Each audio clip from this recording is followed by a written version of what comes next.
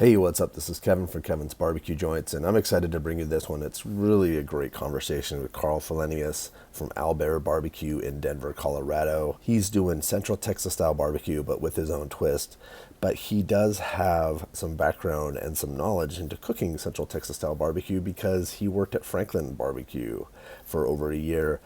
And we get into that. It was interesting because he was in Austin. He was working at a barbecue spot-ish, working the overnight shift, not getting a lot of training nor that much knowledge. He was doing a bunch of other stuff and not really cooking barbecue.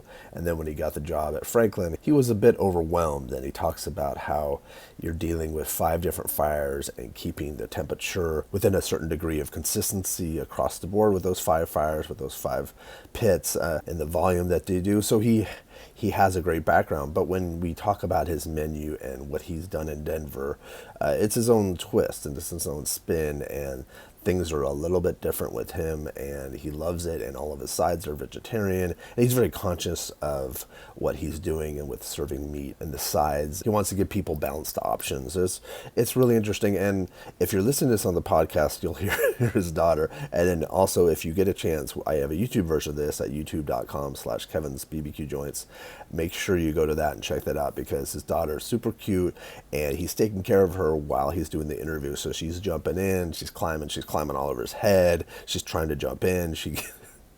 It's wonderful, and also you get a chance to really see his soul and how he is and how he treats his daughter and what he cares about and how much he cares about the food that they're putting out. So it's a great balance, and I think you really love that. Owlbear, you learn how the name Owlbear came about. It's an interesting name. It's even more interesting with the story, and then his path to getting open in Denver and getting shut down and then getting reopened again and having the doors from one of his pits stolen. It's an interesting story. Karl's such a cool guy. You're going to want to visit when you visit Denver. Thank you, Karl, for taking the time. And if you're digging these, why don't you subscribe to the podcast. If you're just listening to the podcast, there's a YouTube version, which I mentioned. Go to the YouTube side, subscribe to that. I'm putting out at least 1 or 2 of these a week with top-notch people like Karl that are really interesting, have interesting stories that I think you'll really want to hear, and I'm excited to share those with you.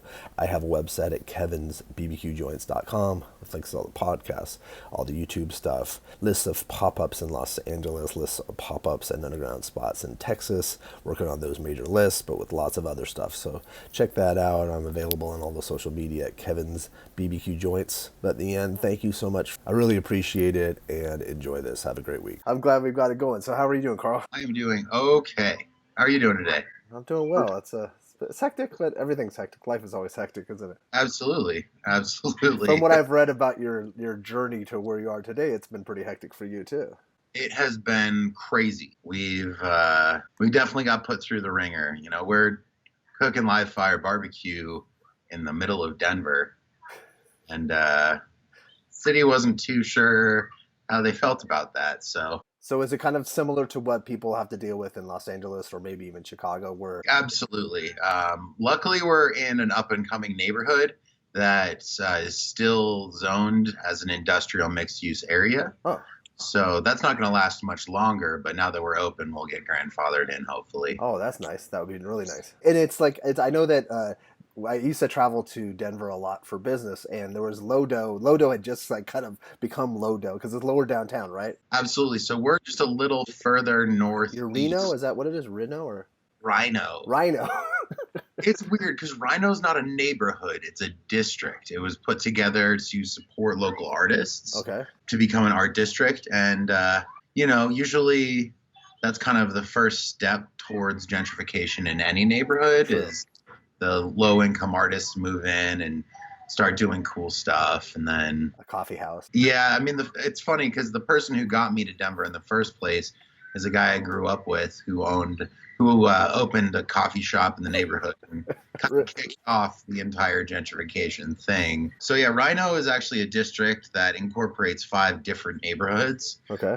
It's actually kind of become a weird symbol of gentrification to a degree in the area because it is not a neighborhood. It is a pseudo-governmental district. Interesting. It's a good thing in some ways and a bad thing in other ways. But Is it bad because it's pushing people out? Yes, Okay, but they are working hard to bring in low-income housing, especially for artists, which is because good. you represent artists primarily, Hmm. and they've been really great to us. And they're not, they're really wonderfully well-meaning people.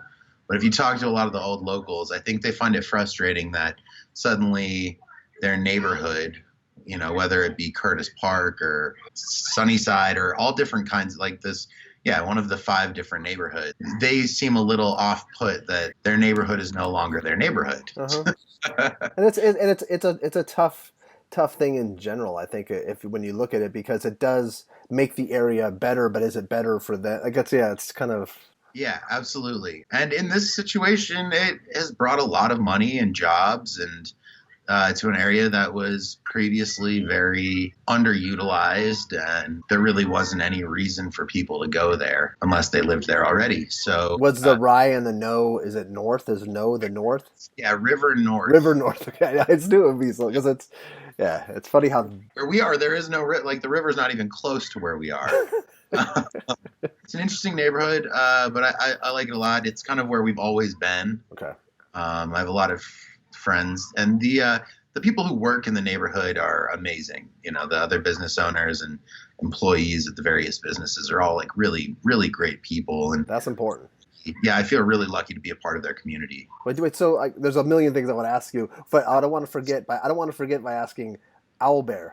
Yes, owl bears are Dungeons and Dragons monsters. Okay. Yeah, so they were created by Gary Gygax and his brother, who were the founders and creators of Cool. Dungeons and Dragons. They're half owl, half bear, and they're known for their voracious appetite for flesh, and terrible bad temper, and it just seemed like a fun name that was different. I didn't want to call it Karl's Barbecue. Uh, Last name Fallenius doesn't really roll off the tongue very easily. and it's not. And I think it like 9 people out of 10 could not spell it probably.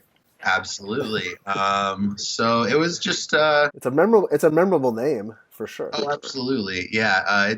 A lot of people are very confused by it, which is understandable. Kind of fun though. Yeah, that's the idea. Was it's fun? I mean, it was The cool. confusion's fun too. I think. Yeah, I mean, it's I liked that it came from a game that was based on a book that was based on an interpretation of various mythologies, Hmm.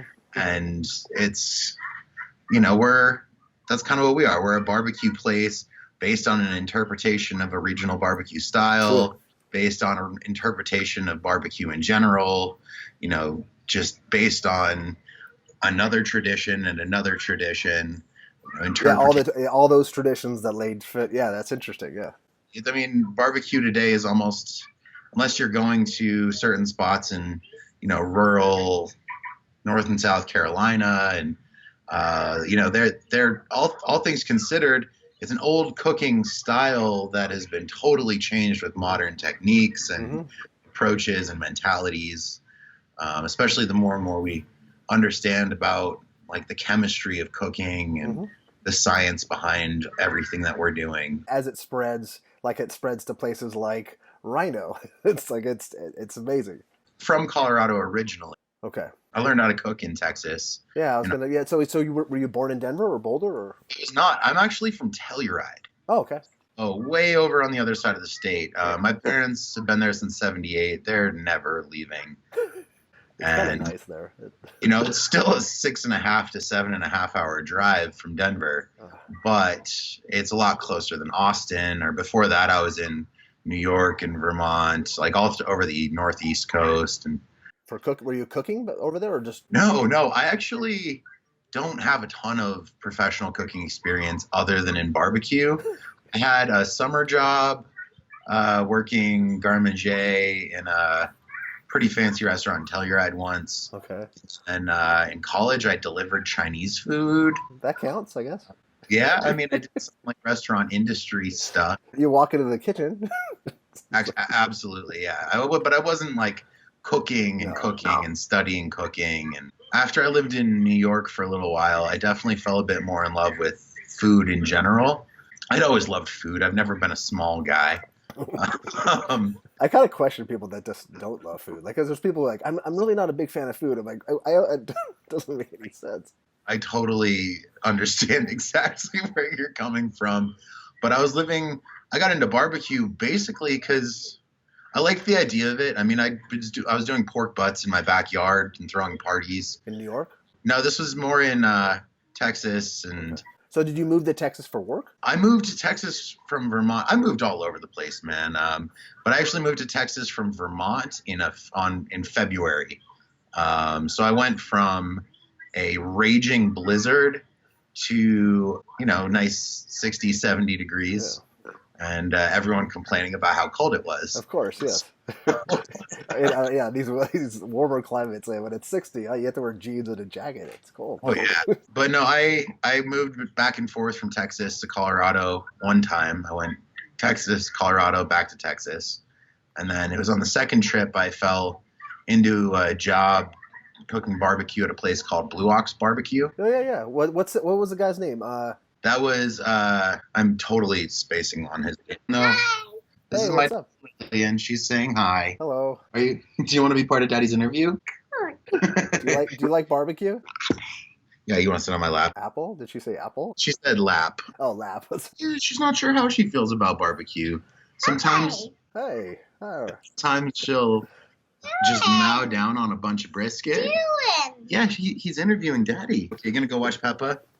All right, yeah, I love you. Okay, so where were we? I'm sorry about that. Well, working for Blue Ox. Was that, I want to think it was Chad or Chaz or something? Or? Chase. Okay, yeah, Chase. Worked for Chase. Chase wasn't super involved in Blue Ox. He was doing his own thing, which I understand as an owner and now more than I did then, but he really wasn't very present, and he would kind of get his news through other employees, and it was a strange gig. I was mostly working overnights initially. And you came in completely green. You had only done pork butts, right? Yeah, I'd only done pork butts on like a Weber or a water smoker. I really had no experience burning live fires or trimming or rubbing the way you're supposed to rub and all kind of stuff. So, I mean, I learned a lot, but it was also just, I didn't learn that much. And I thought I was learning a lot, but I realized once I started working at Franklin that I really hadn't learned. Mm-hmm. I can see that. Yeah, I was working overnights. I would throw ribs on at a certain time, and I would wrap briskets sometimes at a certain time, maybe. There's no real set process. And coming maybe from where Chase was too. Funny enough, one of my first employees at Owlbear, when he would mess up, he would be like, dude, why aren't you like freaking out on me? Why aren't you screaming and yelling and throwing stuff at me? What are you talking about, man? Like, that's not who I am or what I want this place. That's how you do it because you're a chef now. No. That Blue Ox was also like a pancake place or something, right? Or so they did a weekly brunch on, I think it was Sunday mornings. Yeah. Usually I was finishing my shift when they were coming in to get ready for that. Okay. So I would sometimes stick around or go home and pick up my my now wife, and we'd go back and get breakfast. But it was usually I had just spent the whole night, watching the fire, but also like picking up thousands of cigarette butts out of a gravel yard, lighting tables and throwing away trash cans that were way overfilled, and because also the overnight janitor for the Buzz Mill. The coffee place. Yeah, the coffee place that it was behind. So wiping tables, picking up cigarette butts, throwing out trash, walking around the outside of the building to clean up stuff. Did you have time to go to other barbecue places around there to kind of fall in love? Is that how? I didn't really have any money. I finally had a job, which helped out a ton, but I didn't really have money. I mean, at that point, my wife and I were eating still like a ton of rice and beans and drinking box wine. And in Texas, you can, at the Walgreens, they sell a beer called Big Flats. I don't know if they have that in California. No, I don't know this one. It's like $3 for a 6-pack. Okay. Drank a bunch of those. It's funny though, because the cans looked kind of fancy. So when friends would come to visit, you just buy a bunch of those and be like, "No, this is this great Texas lager. You guys are gonna love it. It's unique to Texas." And it wasn't a terrible beer, but we were living real cheap. Yeah. So not really going out much. And then once I started at Franklin, I was eating barbecue all the time and didn't really want to eat barbecue on the days off. I wish I had. I wish I'd taken the time to really go out and try other places. How did you score the job at Franklin? Did you know somebody or? That was actually because of the Buzz Mill. One of the owners of the Buzz Mill, this guy Travis Kaiser, he owned the coffee roastery that Aaron Franklin had started the food truck in front of. Okay. So I technically got fired from Blue Ox, but I got offered my job back 12 hours later, and I got to tell him to take the job and shove it, which just nice. Felt really, really good. And then right when it was right around Christmas that I got fired. So I came back to Colorado for Christmas, and then I went back to Texas, and I got a call to see if I wanted to interview at Franklin because they needed a cook from Travis. Because, he's a really good guy, and he saw how hard I worked at Blue Ox. I'd stay like an extra hour or two later just to pick up cigarette butts once the sun started coming up. Yeah, that means a lot. See what I was doing. So they didn't care as long as I was actually cleaning the place the whole time I was on the clock. So I would do that. Yeah, putting in the extra effort goes a long way. Oh, for sure. So he got me an interview with them and vouched for me, and his vouching for me went a really long way with Aaron and Benji, he was the he was there at the time? Yeah, he was the GM at the time, and Braun Hughes was the pit master at the time. I can't even begin to express how lucky I am to have gotten to work with Braun and Benji. What a great little moment in time at Franklin. In my opinion, Braun Hughes is the best brisket cook in the country, like hands down. I don't think anyone has really taken it quite to the level that he has. He's like a witch. Kind of. Yeah. Kind of. He's He's a brisket whisperer. Braun is just the coolest. And Benji was the best GM I've ever had at any job I've ever done. Hi. She's like, this side is a better side.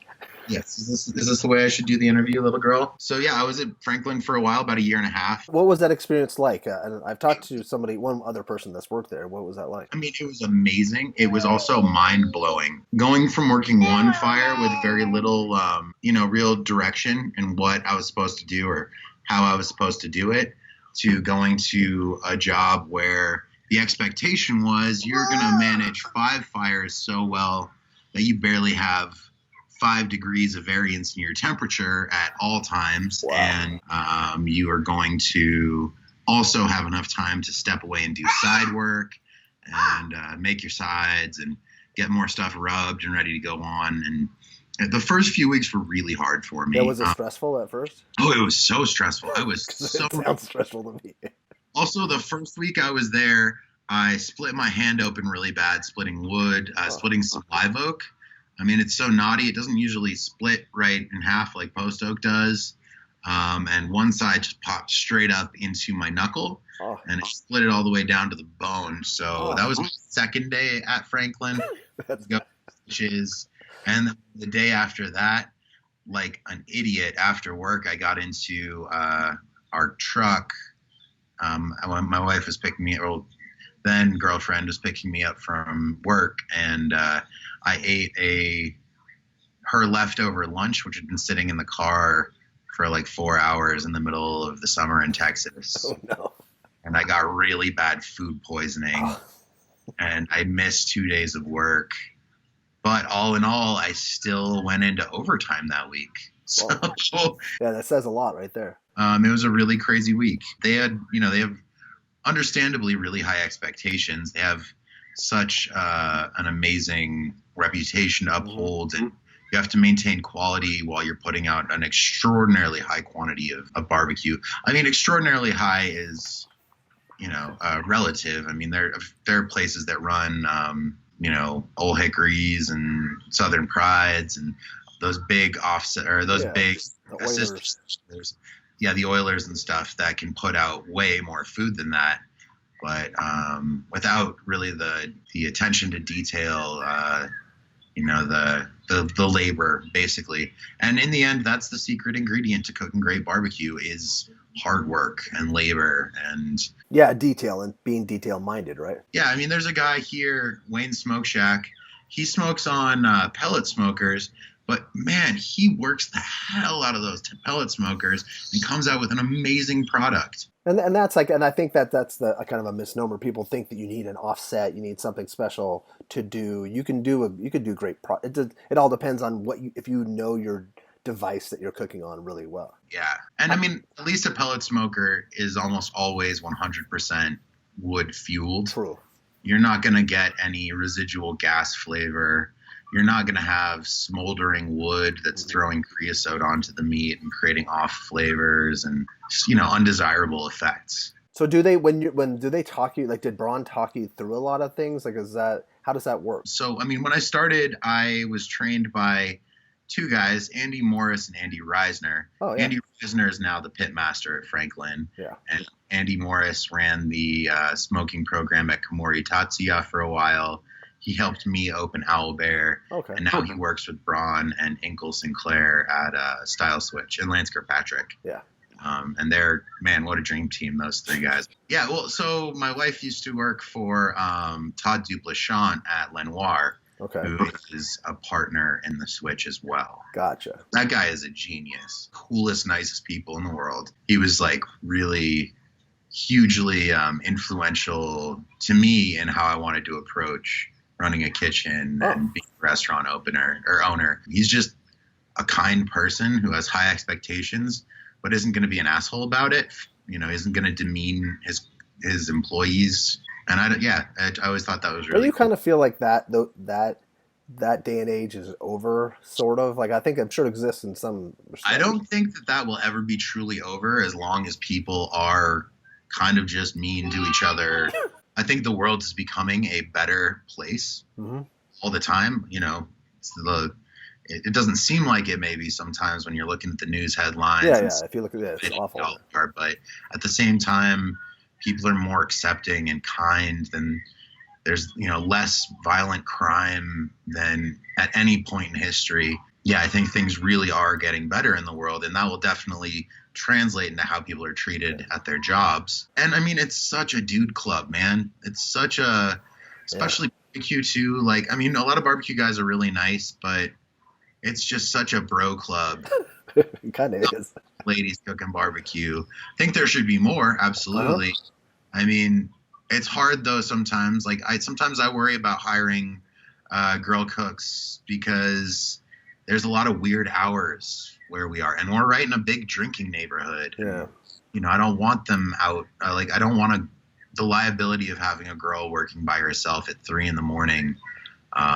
in an area where there's not only drunk bros and assholes, everywhere, but also, that might be sexist to a degree, but it definitely it makes me worry when I think about hiring girls to cook. That's an honest statement. No, but barbecue is a strange world in a lot of ways. I love it, but I feel like one of the hardest things for me doing barbecue is just the sheer amount of death that's involved. Like, we're almost like priests, like sacrificial meat priests. To of olden times. When I think about, like, when I see I think of a lot when I see a commercial for something like chicken slider, like something on like for chicken. I think about how many chickens are killed and how many cow. Like, that's when I start to think about it in that respect. I mean, we go through about 80 to 90 briskets a week, and technically that's 40 to 45 cows worth of briskets. Yeah, and that's crazy to think about. But I'm really proud that we're able to, source meat that is sustainably raised that's and important. Mainly slaughtered, all, across the board, our pork, our beef. We don't do a ton of chicken. We're going to start doing turkey. Do you make your own sausage? We're trying to get that together. I don't have a freezer, and yeah, that's important. Yeah. So we have a very small restaurant. It's only 18 seats. We don't even have a walk-in. We don't have a freezer. So we're doing what we can with what we have. My friend Justin Brunson is going to start hopefully making custom sausages for us as soon as the USDA lets him out of his new facility with River Bear meats and bacon. And they make amazing bacon and summer sausages and deli meats and stuff like that. It's his new project, but Is River Bear another Dungeons and Dragons creation, or knowing Justin, it's probably a reference to some sort of Grateful Dead song or something. probably? For a split second, I thought Owlbear might be like a Dave Matthews like Yeah. dancing bear thing or something. Well, here's one of our shirts. It's really like That's rad. we do a lot of. I mean, really, we listen to metal and we play nerd games and weird hippie nerd, like hippie-ish, weird pot smoking nerd, metalhead nerds. I don't know. That make great barbecue. That's awesome. I think that's a perfect combination. We just try and do it right. Well, so how did you from Franklin when you were working there? Were you thinking I want to go back to Denver with this? Is like how did that transition back to? So I definitely thought about that a number of times. Denver didn't, it's never been known really for its barbecue scene. No. It's not saying that Denver's never had a barbecue scene. It's just never really been what it's been known for. It's much more Like steaks and burgers, and green chili is the big one. Mm-hmm. I think the single most Denver food I can think of it's called a Mexican hamburger, but it's a cheeseburger wrapped in tortilla smothered in green chili. And it's really yummy. That sounds so good. Sounds really good. It's late night drinking food ever. It'll give you crazy heartburn. Oh, and you put they put some refried beans in there and stuff too. But it's super yummy. It's very old Denver, and I like that about it. But Denver's food scene is, really improving very rapidly.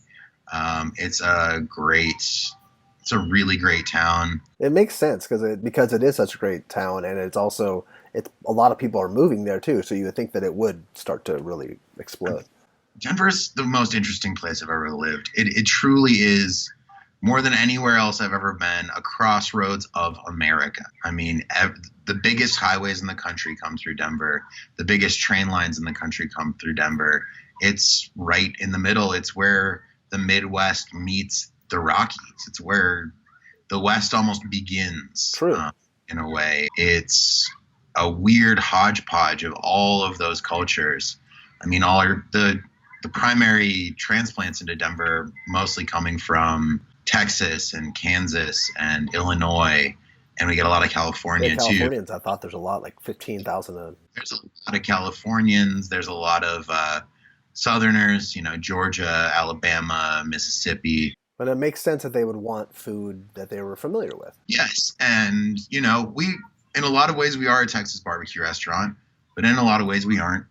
It's kind of one of the reasons I did like the idea of opening up not in Texas, was that we weren't no longer beholden to the expectations of a Texas barbecue restaurant.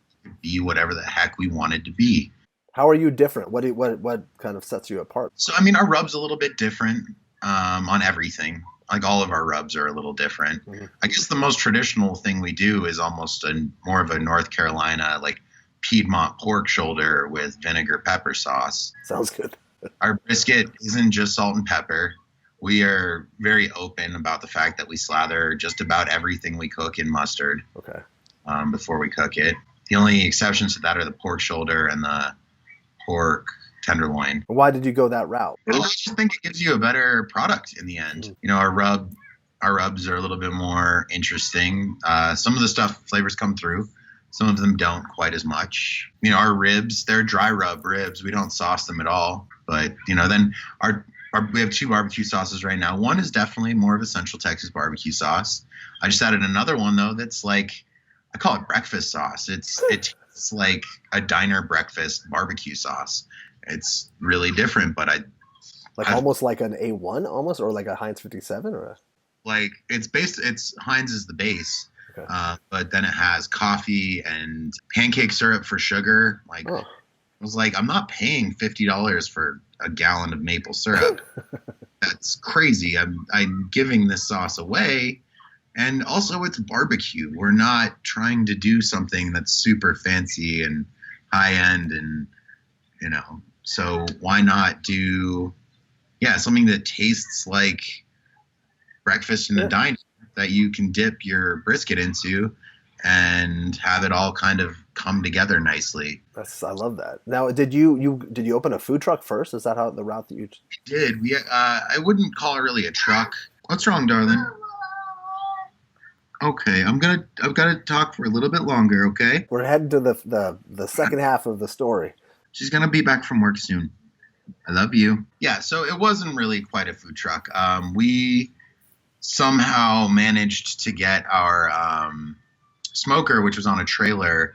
We put a hand sink with a hot water heater, and the guy who helped me build my first smoker modified a keg so that it could be filled with water and then pressurized with a bike pump. Okay.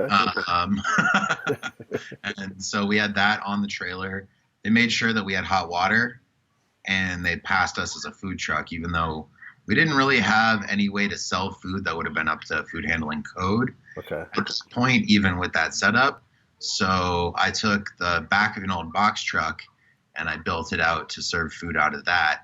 But technically that didn't really work with zoning code or fire code. We just kind of couldn't figure out how to open up at all initially. So we worked some loopholes and just kind of did it. And it took them a year and a half to find us. And then they found us and were like, this is not even kind of okay. What are you thinking? You've been waiting for us to show up, haven't you? I'm like, yeah, I've totally been waiting for you guys to show up. And the city shut us down. Luckily, we had a lot of good success with the food truck. We'd gotten best barbecue in Colorado.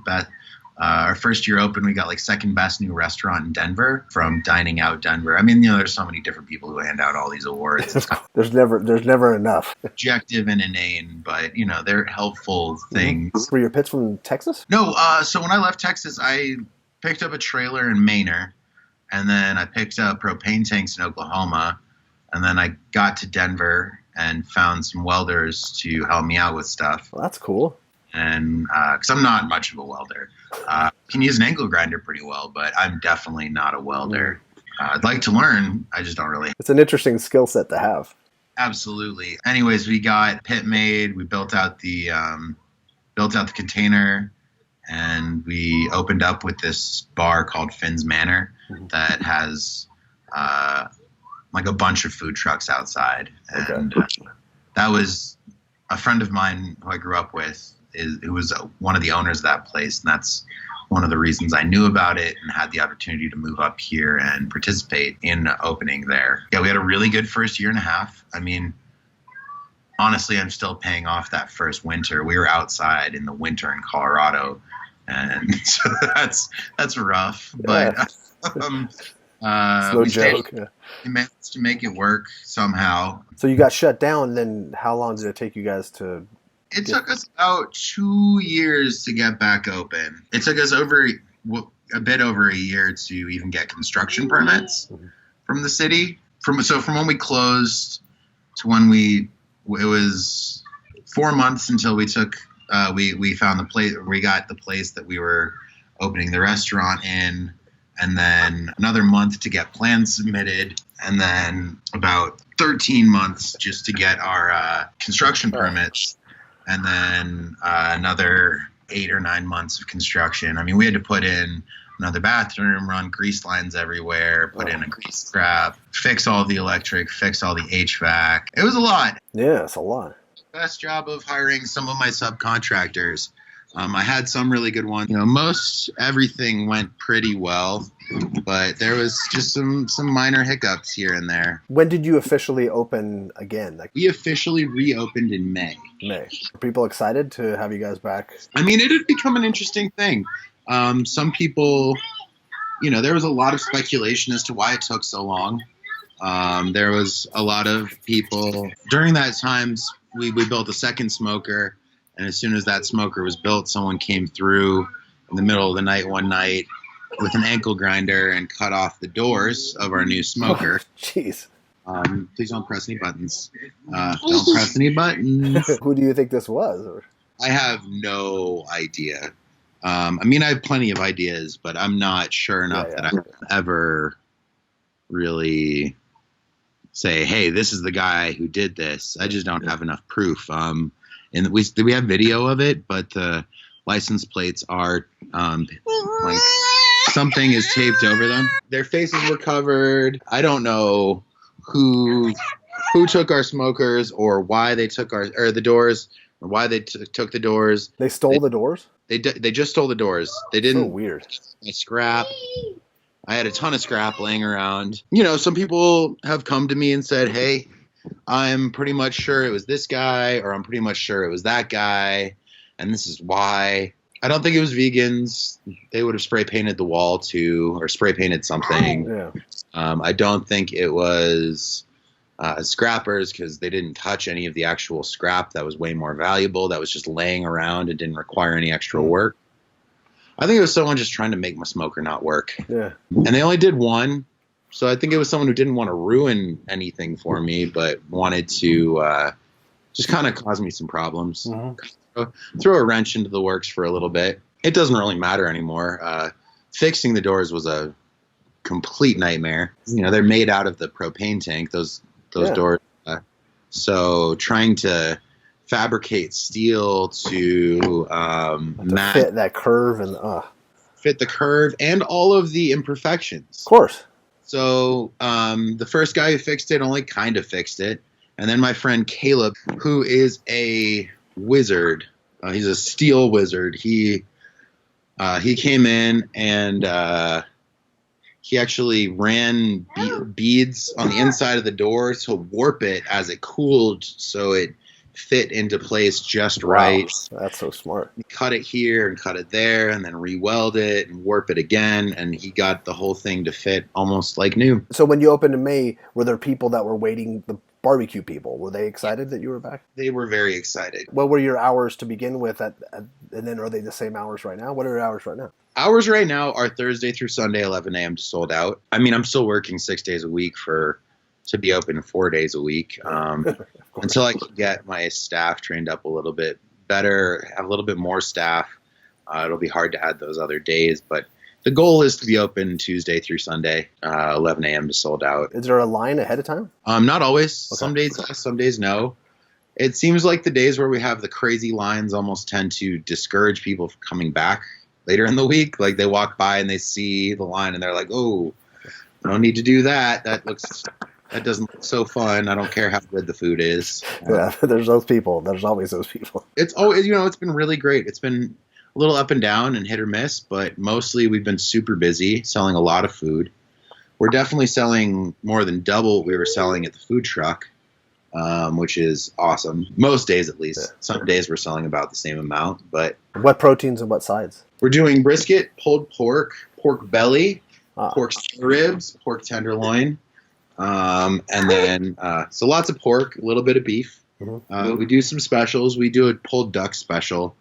It's really popular. Wow, sounds great. And then we do 2 different kinds of mac and cheese, pinto salad, potato salad, or pinto beans, potato salad, coleslaw. And that's about it right now. We do sandwiches. We're trying to add some more stuff, but I don't want to drive my cooks totally insane. It doesn't make sense to.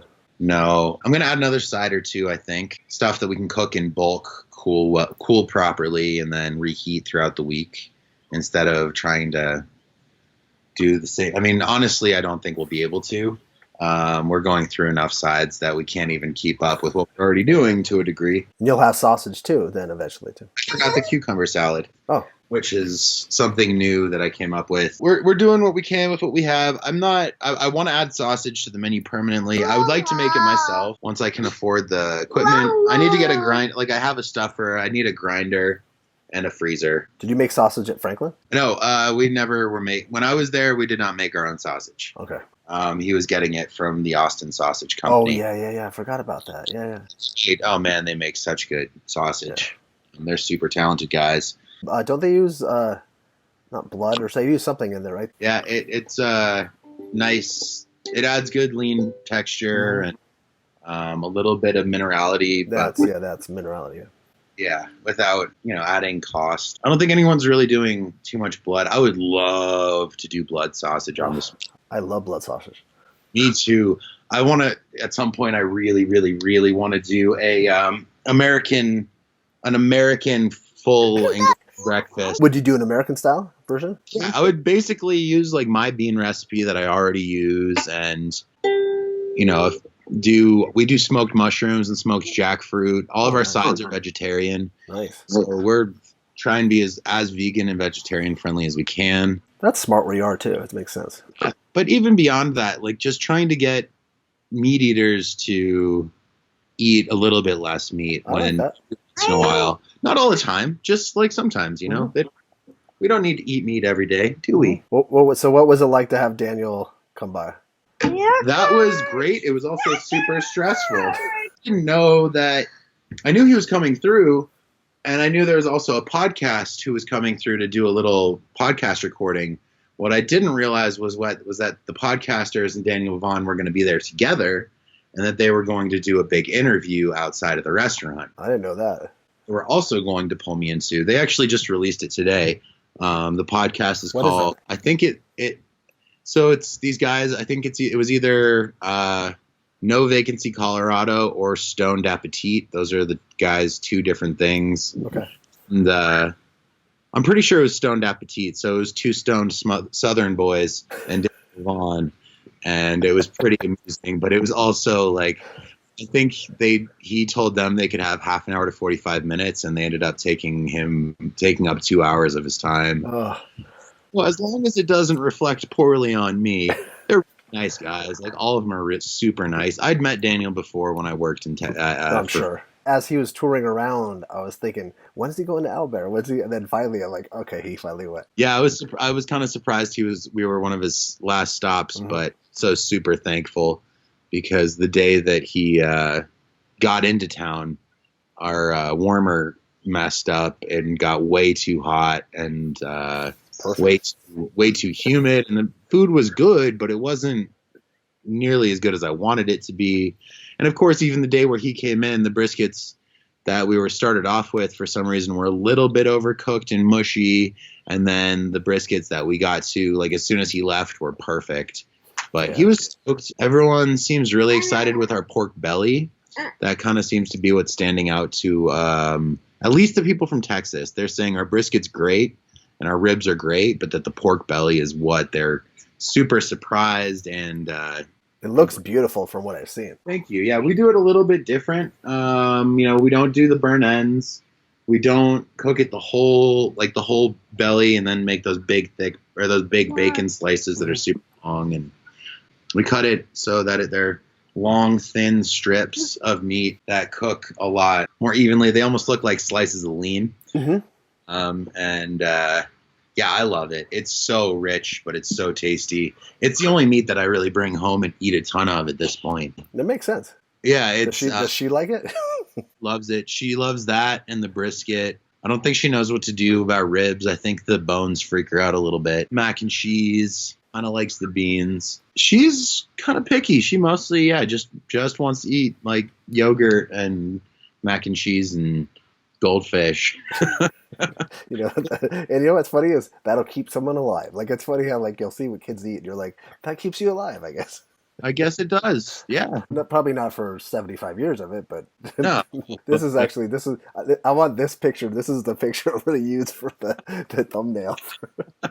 That's totally fine. It's hilarious. I might. I'm thinking about it, but at least I'll use it to promote. Did we miss anything? Do you think that you'll get something covered you won't have it for this winter, but do you think? Like getting the smokers covered? No, are you covered? Like, do you have any kind of covering at all? We don't yet. I am talking to an architect and some engineers to get that built as soon as possible. Yeah. It's really just a money issue. Yeah. We went through so much stupid stuff with our build out that I guess I'm not supposed to speak anymore. Yeah, it was expensive. And so we're making money and we're getting where we need to be. It is very it's going to cost a bunch of money to put up a roof. Yeah. Just even paying the the architect and the engineer who the city will require for us to. Yeah, that's not cheap at all. Drawn by. So I'm sure that I can figure out getting it put up and installed for a decent amount of money.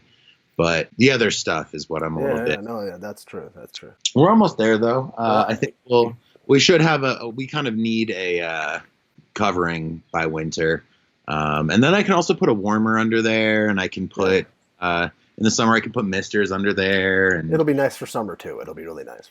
Oh, it'll be really nice for summer. The thing in Colorado is, it might be 90 degrees, but in the shade it feels like 80, and in the sun it feels like 150. Because the sun shines really bright on Colorado. Right. Yeah. It does. No, when I was in Colorado, I always felt like it was hotter than. Yes, the sun here, and it'll burn you so fast. Yeah, I know all about that. Well, Karl, thank you. I really want to talk to you for a million reasons, but I want to talk to you because I like the fact that you're doing really good barbecue in Denver. I think that's important because there wasn't, when I visited, there never was. No, and there's a lot of people who are doing a much better job now. I agree. Denver's really, it's getting the barbecue scene that it deserves. The hardest thing about Colorado that I've noticed so far is just that we have a ton of great firewood, and absolutely no one will turn it into firewood. Everyone is chipping it. I don't know why. It's oak. It's amazing. It tastes so good. It burns so nicely. And for some reason, everyone's decided that they'd rather ship in firewood from Missouri or Texas. And bizarre. I can't wrap my head around it.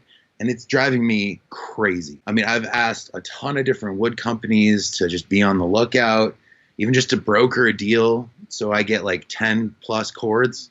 I wonder why. I don't know. It's probably it's because of the airport. What's underneath your airport? There's something going on. But it's Colorado just doesn't have that mentality for some reason. So weird. Maybe it'll change. Maybe that's something that'll be a shift or something.